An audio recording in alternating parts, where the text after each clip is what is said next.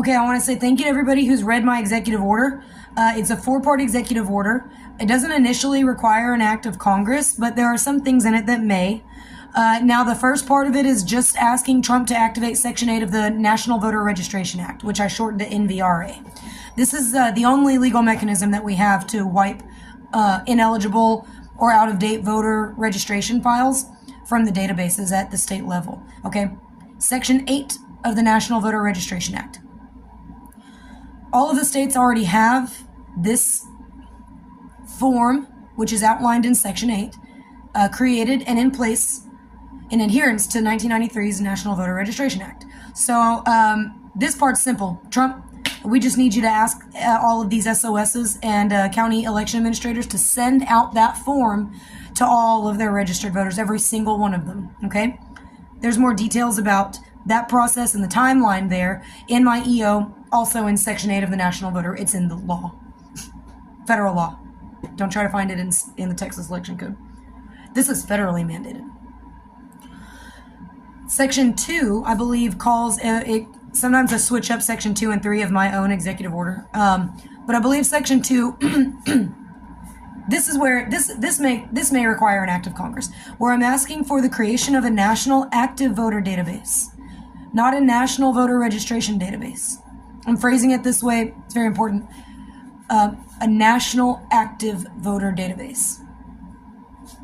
Okay, and this is going to entail the people not only who are registered to vote and who the county expects to turn out to vote, but who did turn out to vote. And we are going to be tracking that. If we do this right, we're going to be tracking that in real time if we're able to get that done.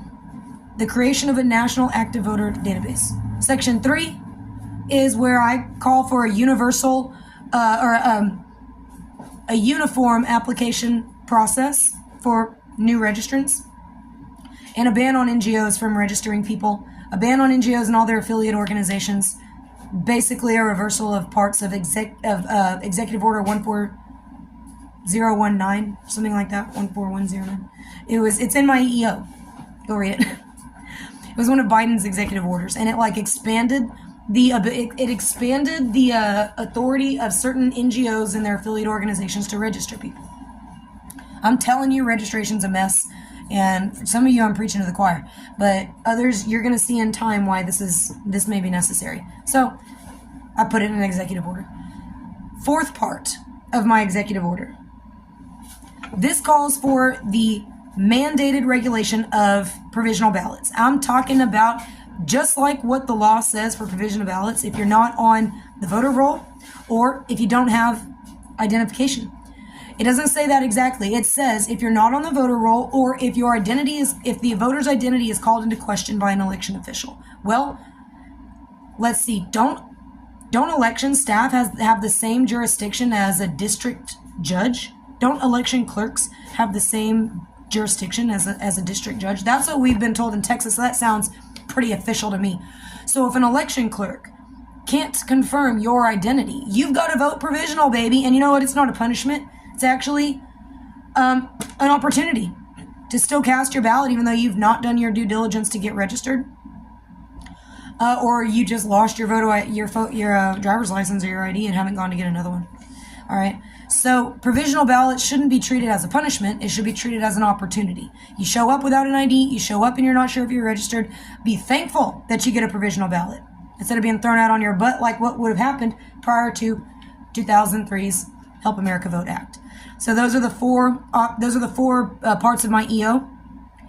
We need to activate Section 8, tell Trump, go ahead and start sending all those forms out. We need to make sure who's a real voter and who's not. And based on that timeline, we will begin the creation of the National Active Voter Database, ban NGOs from registering voters, and make it to where only deputized official entities of the county and the state can register people.